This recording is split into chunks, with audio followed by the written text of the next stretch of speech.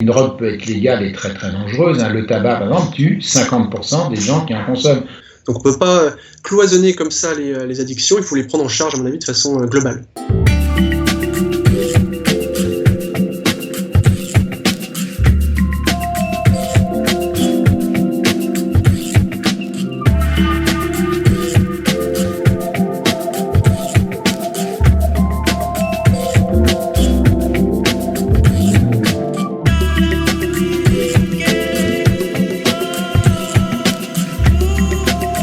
Il y a des idées reçues. On a l'impression que les drogues illégales sont toujours plus dangereuses que les drogues légales. C'est pas vrai.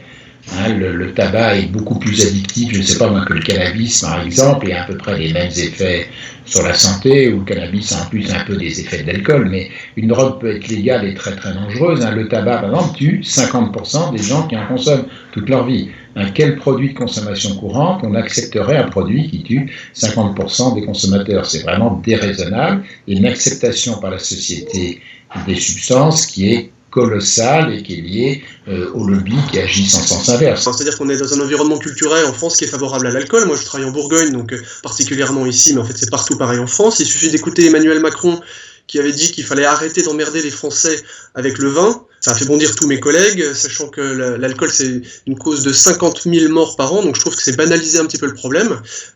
Certains de mes collègues lui avaient bien répondu en disant que du point de vue du foie, le vin c'est aussi de l'alcool, avec les mêmes pathologies, les mêmes conséquences. En France, il y a environ 50 millions de personnes qui boivent régulièrement de l'alcool, et parmi ces 50 millions, il y en a environ 5 à 6 millions qui sont des usagers à problème. Donc c'est-à-dire qu'ils vont sûrement développer une maladie ou alors avoir des problèmes à cause de cette consommation. Donc c'est énorme, on ne peut pas balayer d'un revers de la main ces 6 millions de personnes. Mais c'est pas raisonnable de ne pas faire de la prévention. Donc la prohibition, non, il ne faut pas faire de prohibition d'alcool, mais il ne faut pas faire non plus de la promotion. Depuis 3 mois, on a de la promotion en permanence, on nous dit que c'est une catastrophe, qu'il ne va plus y avoir de rosé cet été, etc.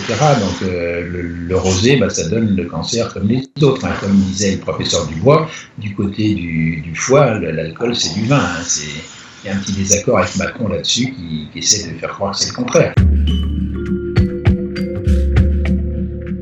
Le tabac, 67% des jeunes Parisiens qui ont essayé une fois une cigarette, on va les retrouver fumeurs réguliers après. Donc, quand on prend comme premier produit une cigarette, on va devenir fumeur. C'est pas le cas avec les gens qui ont bu un verre d'alcool, et on n'a pas 67% qui sont alcooliques après. Donc il y a une conversion de l'expérimentation à l'usage qui est tout à fait différente, et il y a certaines substances on peut prendre de façon raisonnable, entre guillemets. Moi, je vois beaucoup de patients, effectivement, qui viennent pour des sevrages d'alcool. Il y en a aussi quand même beaucoup qui ont des co-addictions, c'est-à-dire qu'en plus de l'alcool, ils consomment régulièrement de l'héroïne, de la cocaïne, des nouveaux produits de synthèse ou autres, etc. Donc c'est pas du tout à banaliser. Il y a une augmentation depuis les années 90 de la consommation de psychostimulants type cocaïne, amphétamine, etc.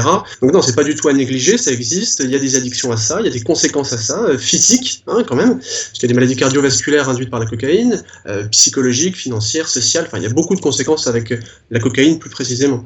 Après, toutes les autres substances sont aussi à prendre en compte, il ne faut pas banaliser, l'héroïne ça reste un problème de santé majeur. Toutes les comorbidités qu'il peut y avoir en termes d'infection virale, etc. pour les injecteurs, voilà. Donc le coût pour la société aussi, parce qu'il y a des conduites de délinquance qui sont associées, donc non, il ne faut pas banaliser ça, c'est clairement un problème. C'est un problème qui peut être associé aussi à des consommations d'alcool, donc les deux peuvent être à prendre en charge de façon concomitante. Mais je pense pas qu'il faille favoriser l'une par rapport à l'autre. On voit parfois des gens qui passent d'une consommation de drogue dure à une consommation d'alcool. Il y a une addiction de transfert qui se fait comme ça, des injecteurs d'héroïne par exemple, qui à un moment sont sous traitement de substitution aux opiacés et qui vont devenir des consommateurs d'alcool. Donc on peut pas cloisonner comme ça les addictions, il faut les prendre en charge à mon avis de façon globale.